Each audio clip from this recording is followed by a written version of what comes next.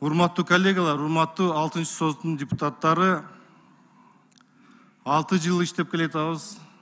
6-чы президент менен иштеп атабыз азыр. 6-чы премьер-министрди шайлап атабыз. Азыр жаңы конституция негизинде ушу премьер-министр кызматы жок болот да. Ушу мен токтойбуз окшойт. Ошон үчүн урматтуу өкмөттүн мүчөлөрү, урматтуу келечекте премьер-министр, мына азыр коррупция менен аябыз иштер болуп атат. Мен бир нерсени дагы көңүл бурдургум келет. Бул контрабанда. Контрабанда жеп койду. Мына мен азыр бул жерде слайд кылдым эле, сиздерге көрсөтө албай койдум. Мына азык-түлүк коопсуздугунда 9 түрү бар. 3 түрүн эле биз камсыз кылабыз өзүбүз. 6 түрүн камсыз кыла албайбыз. Мына бир түрүн мен эсептедим статистика боюнча.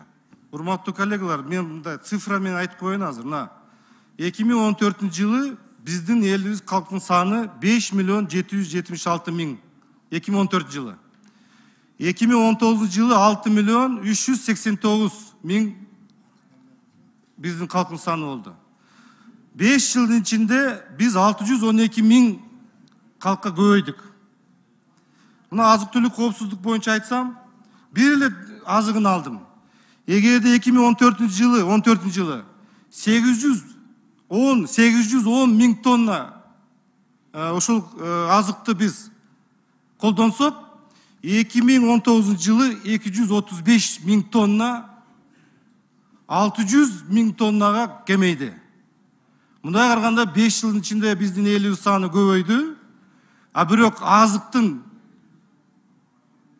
саны азайды. Анда эмне биздин элибиз ушу азык-түлүк коопсуздугунда 6 түрдүн ичинде бир азыгы ушу азыраак жеп калдыкпы? Мына ошол бир эле түрдү, мына Улукбек Асымбетинович, бир түрдөн бир жылда 2 миллиард сом жоготтук. 2 миллиард бир эле түр. Андан сырткары ГСМ 10 миллиард сомго чыгым болуп атат. Бюджет потеря болуп атат. Андан сырткары лес, андан сырткары башка. Мына айтып кетти азыр. ЖД менен уже келип атышат. 90-га жетпеген телевизорду оформление кылыптыр. 5000 канча деген телевизор чыгыптыр. Биздин контрабандисттер мамлекетке зыяндап келип атышат. Мамлекетке. Европадан азыр келип атат кондитер изделиялар. Мөөнөтү өтүп кеткен биздин элибизге берип атат. Биздин балдарыбызга, биздин балдардын ден соолугуна зыян келтирип атат. Ошон үчүн урматтуу өкмөттүн мүчөлөрү, өкмөт премьер-министр, ошол маселени көңүл бургула. Ошол маселени көңүл бурсаңар, эгерде ошол маселени так аткарсаңар, ошол маселени автоматизация, тиги бүт электрондуу форматта болсо, ошондо бир жылда бизди кошумча 15 миллиард сомго жакын мына статистика боюнча эсептеп атабыз. Мына сизге азыр карт-бланш берип атат. Азыр бул жерде ким койду, кандай койду деп ачык сөз. Коалициядагы, оппозициядагы биз мына 80% президентти колдоо көрсөттү. Бул 80% президенттин сизге карт-бланш берип атат. Ошон үчүн ошонун бардыгын ине-жине чейин. Кече дагы мен айткам, сиздин программаңыз бүгүн болуш керек. Узак мөөнөттөгү программа эмес. Тез, ыкчам, жыйынтык берүүчү программа болуш керек. Ар күнү, түнү иштеш керек.